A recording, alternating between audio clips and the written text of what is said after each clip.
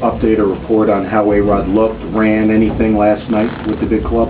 Only when asked, and basically after the game, the trainers come in and ask me how I think he looked, and I tell them. But if you're asking if I got a call from Cash or anyone from New York, that I didn't, no.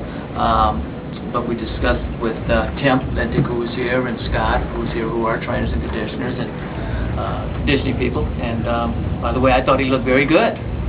Now we're on the subject, might as well talk about it. But I thought he ran well. I thought his swings were aggressive. Well, a 2-run homer, plus 400 feet plus. I thought that was a pretty good swing. Made a couple of nice plays. Thought he moved very well and handled the tough play very well. So that's all those indications to me are that he's doing pretty well. What was behind David Phelps starting and then not starting tomorrow? Just a little soreness, that's it. And I think the proper way to go with when they're sore is to be cautious with them, push them back a day or two, see how they feel the following day, go from there. No sense in running them out there, you know.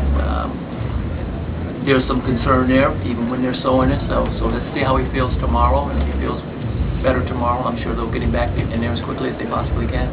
Tony, that's in the forearm? I'm sorry? That's in the forearm? Elbow. It's elbow. Elbow soreness. What do you know about the catcher they sent you? Gary, young, loaded with tools, potentially first-rate frontline major leaguer. First game, he hasn't played his first game in AA yet, so we can't make him a major league player yet. The potential is there, and he's got all the necessary tools to play at the major league level.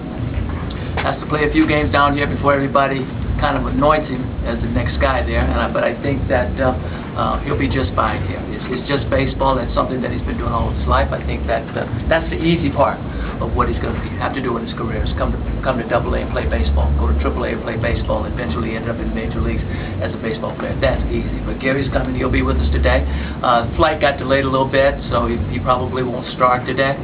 He'll be in there tomorrow, but very, very happy to be getting him. Everyone's talking about him, and very happy to have him here for the last month of the season so we can take a look at it and see what it's all about here. Had you seen him play beforehand? Just in spring training. Has never played for any of the clubs that I've had in spring training, but yeah, I've seen him at the complex and seen him take batting practice and get a pretty general idea of what he's all about, and he's pretty good. He's got what it takes. Tony, is there a plan for Alex tonight? He's going to play 7, possibly 8. We're looking for about 4 at-bats, and we'll see how he feels. You know, he may feel good enough to say, hey, let me go 9. I don't know, but that's not up to me. That's up to Tim, our trainer. And we'll see. But tonight, if he can get 7 innings, 4 at-bats, I think he'll be just fine. I think that's a good test, you know, for someone who hasn't played regularly every day for a month's time. So 7 innings, 5 innings last night, 7 innings tonight. I think that's a pretty good test. Can you talk about his progress and what you saw out of him last night? Is it advanced from where he was when you had him a couple of weeks before the clutch? Yeah, absolutely. Running better, running more fluidly. Of course, he didn't have to run out any balls last night, but during batting practice, he did some sprints after he took some swings in the cage, and his gait was smooth. First time he was here, he was a little pressing a little bit in his run, but his gait was smooth yesterday during batting practice, and his swing is it doesn't look like it looks like it's got less rust on it. And by the way, last time he was here, I asked him, the home run he hit in Reading, I asked him if that's the best swing he's had in about a week. He says that was the best swing he had in a year. He hadn't put a swing on a ball like that in about a year. Lo and behold, he comes back last night, he puts another good swing on the ball, so that's 2 good swings in a year. And I think that's a pretty good start from where he's been. So indications are that he's getting better, and the rust is falling off, and you know, that's progress to me, and the more he plays, the better he's going to get. What's it been like for the guys to be around him? Has he talked to them, and sort of, are they...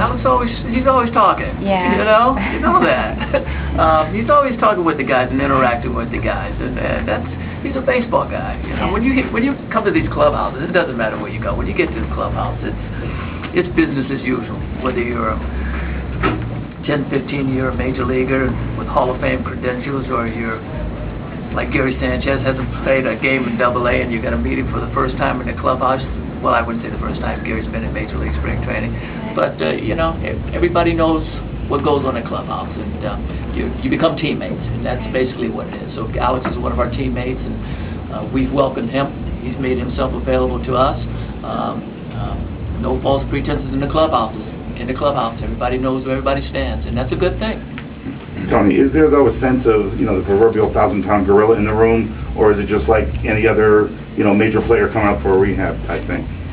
You know, no, you don't get that sense that, you know, Alex is a 800-pound gorilla. The guys are in there playing cards. Alex is in there walking around. The guys are playing music. They're watching television. As a matter of fact, you know, it's like Alex does it. He's invisible in there from time to time. Every now and then someone will go by and talk to him, or he'll stop and say something to someone else, or he's in the video room watching his at-bats and things of that nature. And this is what we do on a daily basis, and I'm sure they do the same thing at the major league level. So you're saying if somebody awoke from a one-year coma and walked in that clubhouse, they wouldn't know that all this was going on? I'm not saying that.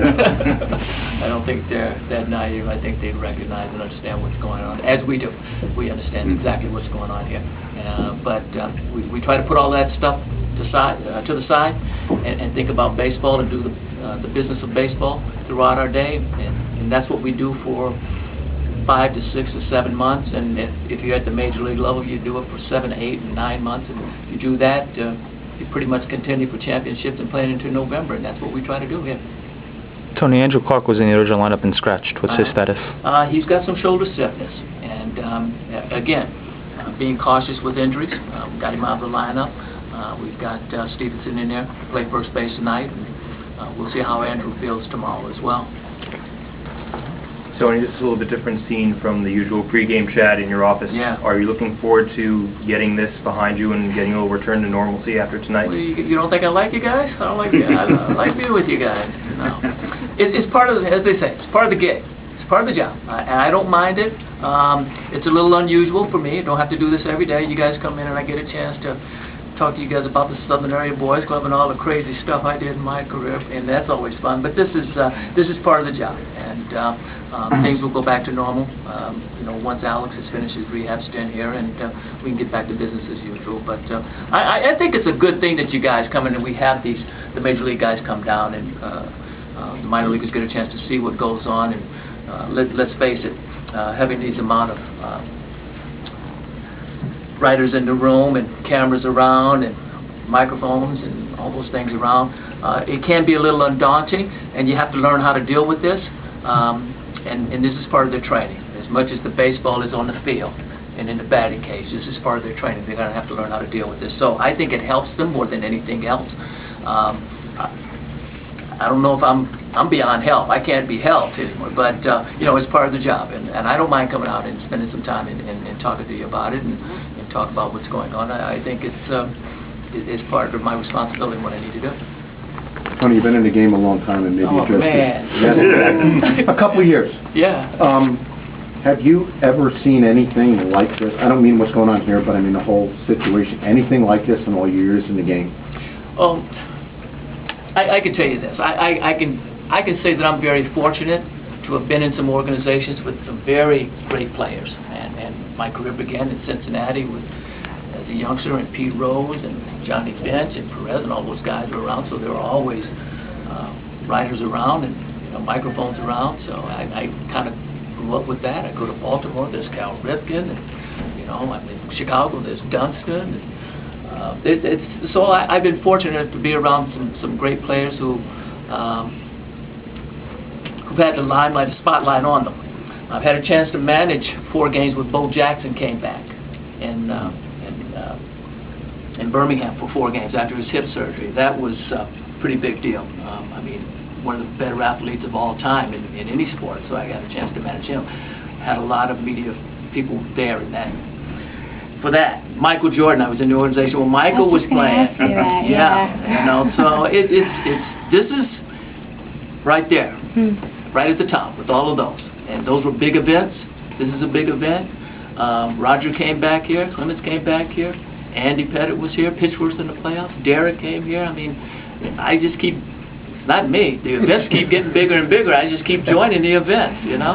And now we've got Alex, and and like I said, I don't think anyone doesn't know what's going on. We all know what's going on here, and it's a matter of being able to handle it and be a part of it and deal with it and see what happens. Tony, do you feel Alex is ready to step into the Yankees lineup on Monday if circumstances allow it, based on what he's Well, you know, I think that's not for me to say. What I can tell you is that I think his swing is getting better. I think he's running better. I think he's doing the baseball things okay right now. But let's face it, that's a different game up there. Reggie was in not too long ago, and Reggie made the comment that they play with golf balls up there. Game's fast. Ball gets small. And I think that he could handle it simply because he's been there for a number of years. And I think once he gets into that situation, that muscle memory and all those good things and thought process comes back, and he handles it very well. I don't think he'll be surprised by anything on the baseball field. Despite whatever's going on in Alex's life and what's going on now, Alex knows how to play baseball. That he has always done that. That will never change, and he's been one of the best baseball players I have ever seen. So I think once he goes there, once they decide that he's ready to go back, I don't think he'll have any problem adapting at all. Thanks, Tony. Thanks, Tony. Thanks, Tony.